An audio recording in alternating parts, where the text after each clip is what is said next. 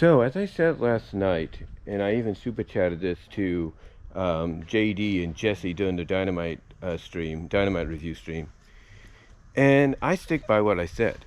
And these are facts.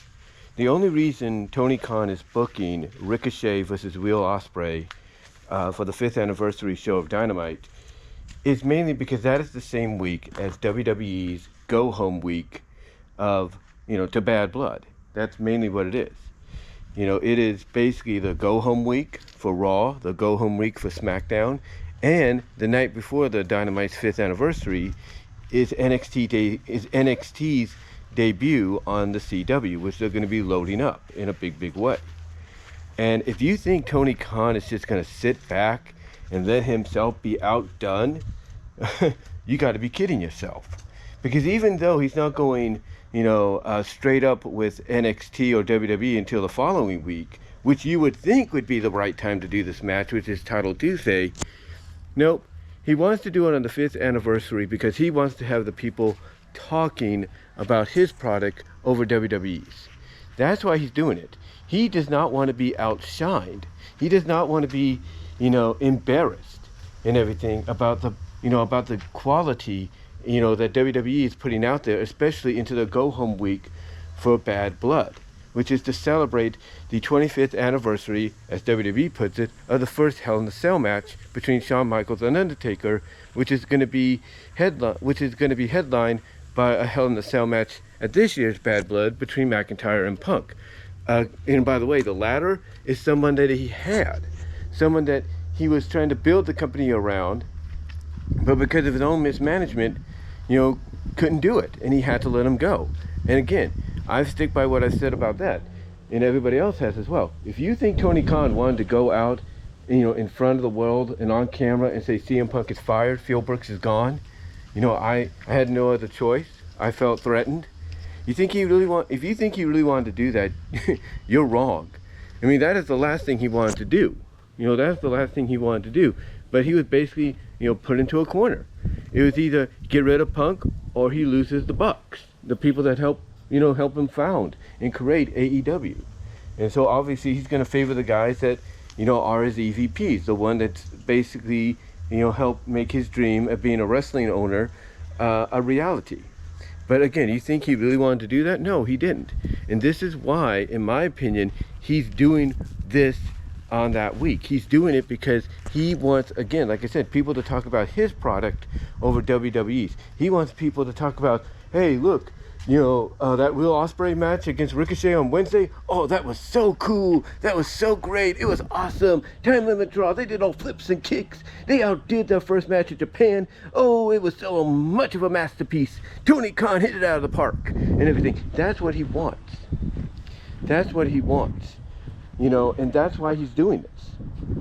You can argue and say, oh, well, it's going to be a great match, and it's, big enough for the 5th anniversary show. I'm not denying that. No one is denying that.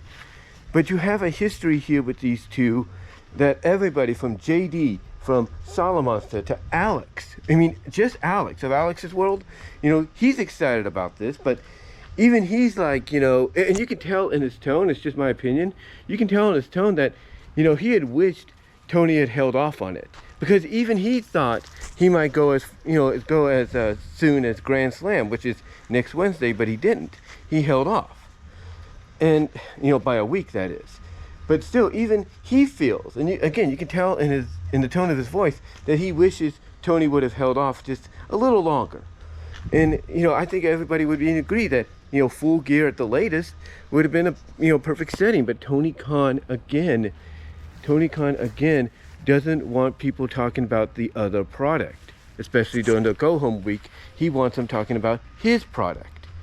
And I mentioned this in the super chat to Jesse and JD, and when they read that super chat, at first, if you watched the stream last night, you might think, oh, well, they're talking about what you said making no sense, right? No. If you read between the lines, when Jesse was commenting on it, he was commenting on the fact that if that is the case, what I brought up as to why Tony Khan's doing it, Jesse and JD were reading between the lines like, if that's the reason, that's not a reason. That's an excuse. That is a pathetic excuse to do this. Like, you know, you should build to it. This is one of those matches that the guys these guys in AEW and maybe even WWE might be upper mid-card guys for the rest of their careers, you know, with a shot at the world championships respectively here and there. But it's one of those kind of matches that, you know, is, you know, a match that's special enough to where you have to build to it. You want to tease it. You want people to basically want it, you know, want it so badly that the more you tease it, the more they're going to want it. You know, and thus, when you finally announce it, you know, the explosion's going to be huge. The explosion's going to be huge if you do it right. I mean, again, I made the comparison last night with Cena and Rock. They made the agreement to face each other at WrestleMania 28, the night after WrestleMania 27. Did they agree to face each other the month after at the Backlash pay-per-view? No. They said, no, we're gonna wait until WrestleMania 28 to do it. And guess what? They did. And they took a year during the opportunities they were given to acknowledge each other, take shots at each other. And when the time came to really build to the match in the following year, you know, they did not hit. They did not miss, I should say. They did not miss. They hit everything out of the ballpark as best as they can. You know, that's what they did. That's what they did. Because it was a match people have been wanting to see, and people knew that if you let them be themselves and not hold them back, you're going to get a masterpiece. You're going to get, you know, a good matchup storytelling wise. And yeah, the match may have not been perfect, but storytelling wise, it was good. And even the follow-up was good the following year. You know, and that was just due to the fact that Rock was champion and Cena, I think, had won the Rumble or something. And then on top of that,